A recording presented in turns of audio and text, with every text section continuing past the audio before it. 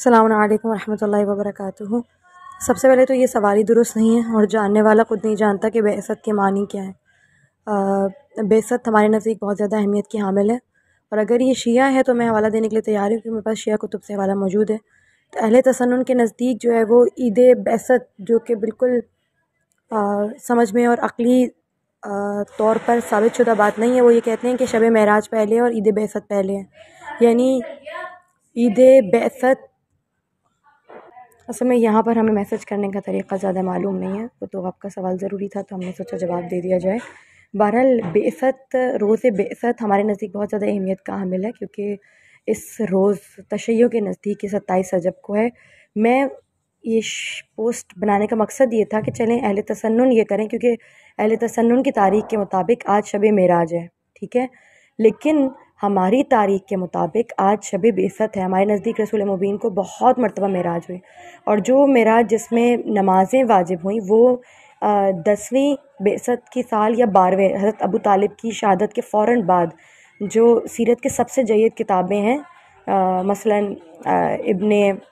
اسحاق کی کتاب، ابن ہشام کی کتاب، بیسک کتابیں، اس میں 10ویں سال معراج کا تذکرہ آتا ہے یا 12ویں سال بعثت کا تذکرہ آتا ہے۔ تو ہمارے نزدیک پہلے بعثت ہے، یعنی رسول مبین اعلان کرتے ہیں کہ میں نبی ہوں، اور وہاں سے آغاز وحی ہوتا ہے۔ تو پہلے آغاز وحی ہوگا، پھر معراج ہوگی نا، اور معراج میں 5 نمازیں واجب ہو جاتی ہیں۔ اچھا، سنی ایسا کیوں کرتے ہیں یہ میں آپ کو کھل کے بتا دیتی ہوں۔ سنیوں کے نزدیک جو عید بعثت ہے وہ 27 رمضان کو ہوتی ہے۔ اس دن، جس دن ہم جو لیلۃ القدر کی شبہیں ہیں، اس میں ہمارا یہ دعویٰ ہے کہ اس وقت قرآن جو ہے نا مکمل کا مکمل، اس کی جو تخلیص ہے اپنے ساتھ، تخلیص کے ساتھ رسول مبین کے قلب پر نازل ہوئی، لیکن 27 کو نہیں، ہمارے یہاں بھی 21، 23، 19 وہ شبیں زیادہ مشہور ہیں۔ یہ 27 کو معاویہ نے آغاز کیا تھا اس کا، کیونکہ امام علی کی شہادت کی خبر اس تک پہنچی تو 26 تھی، تو اس نے اعلان کر دیا کہ آج ہم عید منائیں گے، یہ وہ، تو انہوں نے اس کو کیا کیا، عید مبعث کو، نزول وحی کے آغاز کو اس دن سے منسوخ کر دیا 27 رمضان کو۔ تو اہل تسنن 27 رمضان کو عید بعثت مناتے ہیں، اور اس کو زبردستی معراج کا نام دے دیا۔ اب ہم اس کو معراج کیوں کہتے ہیں، بعثت کا روز اس لیے کہتے ہیں، میں آپ کو اس کا حوالہ بھی دے دیتی ہوں، کیونکہ اس روز ہی نزول وحی کا آغاز ہوا، اور اس روز ہی پہلی آیت نازل ہوئی، اور اس روز ہی رسول مبین 40 سال کی عمر میں مبعوث برسالت ہوئے۔ یہ روز اس لیے بھی بہت زیادہ اہم ہے کیونکہ عالم ارواح ہی نزول وحی کا آغاز ہوا، اور اس روز ہی پہلی آیت نازل ہوئی، اور اس روز ہی رسول مبین 40 سال کی عمر میں مبعوث برسالت ہوئے۔ یہ روز اس لیے بھی بہت زیادہ اہم ہے کیونکہ عالم ارواح میں بھی اسی روز رسول مبین صلوات اللہ علیہ وآلہ وسلم کی بعثت اور نبوت کا اعلان کیا گیا تھا، تمام انبیاء سے اس کا اقرار لیا گیا تھا، یوم الست کہا جاتا ہے اس روز پر۔ اس کے علاوہ بہت سے اس کے تاریخی مقامات اور واقع ہیں۔ ہمارے نزدیک یہ بعثت کے عنوان سے مشہور ہے۔ تو یہ پوسٹ میرا بنانے کا مقصد شیعوں کے لیے تھا کہ شیعہ کیونکہ سنتے رہتے ہیں، سن کے انہوں نے بھی عجیب مشہور کر دیا شب معراج۔ 80% شیعہ، اتنے بڑے بڑے اسکالر، اب میں نے دیکھا ثروت عسکری صاحبہ انہوں نے شب معراج کا مبارکباد دی ہوئی ہے۔ مطلب آپ سنیوں کے ساتھ اظہار یکجہتی کریں مگر اپنی تاریخوں کو نہ بدلیں۔ ہمارے نزدیک اگر ہم نے آج مان لیا کہ شب معراج ہے تو ہم پھر وہ شب بعثت کہاں لے کے جائیں گے؟ یعنی پہلے معراج ہو رہی ہے، بعد میں بعثت ہو رہی ہے، یعنی پہلے معراج اللہ کروا رہے، اس کے بعد پھر ان کو اعلان نبوت کا جو ہے وہ حکم دے رہا ہے، تو یہ عجیب سی بات ہے۔ اصل میں یہ دعوے وہ افراد کرتے ہیں جنہیں دینی علوم کے حوالے سے بالکل دسترس نہیں ہیں، جنہوں نے تواریخ کا بالکل بھی مطالعہ نہیں کیا۔ اگر کوئی شخص رسول مبین صلوات اللہ علیہ وآلہ وسلم کی زندگی کا مطالعہ بتدریج کرے، بعثت کے سال سے آغاز کرے، ان کے آنے کے قبل آغاز کرے، تو اسے یہ چیزیں بڑی واضح نظر آ جائیں گی۔ بس اہل تسنن اس کو آج معراج اس لیے سیلیبریٹ کرتے ہیں تاکہ بعثت کو کہیں اور منتقل کیا جائے، اور بعثت کے لیے ضروری ہے کہ وہ 27 رجب جو معاویہ کا بنایا گیا دن تھا نا، اس کو وہ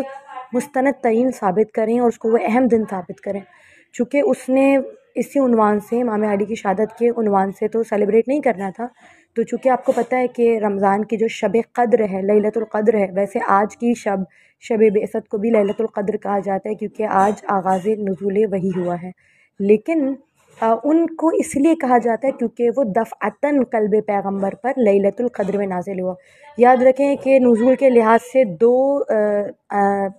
وحی کی دو اقسام ہیں، ایک ہوتی ہے بتدریجن اور ایک ہوتی ہے دفعتاً۔ دفعتاً یعنی حقیقت قرآن رسول مبین صلوات اللہ علیہ وآلہ وسلم کے قلب مبارک پر فوراً نازل کر دی گئی، تو وہ ہمارے نزدیک 19ویں شب ہے، کسی شب ہے، یا کوئی بھی طاقرات لگا دیں، وہ لیلۃ القدر ہے، دفعتاً قرآن نازل ہوا۔ لیکن نزول وحی کا آغاز اگر آپ اس کو اگر وہ رمضان کو مان لیں، اتنی آگے جا کے مان لیں، تو پھر آپ یہ دیکھیے کہ اس سے پہلے آیات نازل ہو رہی ہیں، بتدریجن نازل ہو رہی ہیں، تو اس کو آپ کہاں لے کے جائیں گے؟ پھر رسول مبین وقت بر وقت کیوں آیت پڑھ کے بتا رہے ہیں، ٹھیک ہے نا؟ اور شب معراج کا جیسے میں نے آپ سے کہا کہ حضرت ابو طالب کی جب 10ویں سال بعثت انتقال ہوتا ہے، شہادت ہوتی ہے، اس وقت رسول مبین کی تسکین قلب کے لیے خداوند عالم نے قرآن کو ان کو شب معراج عطا فرمائی تاکہ ان کی تسکین قلب ہو سکے۔ جناب خدیجہ چلی گئیں، جناب ابو طالب چلے گئے، ٹھیک ہے، تو وہ ہمارے نزدیک وہ معراج ایسی جس میں نمازیں واجب ہوئیں۔ یہاں پر تو ابھی آغاز وحی ہو رہا ہے، اگر آج میں معراج کا تذکرہ کر دیا تو پھر تو نمازیں آپ کو مل گئیں، یعنی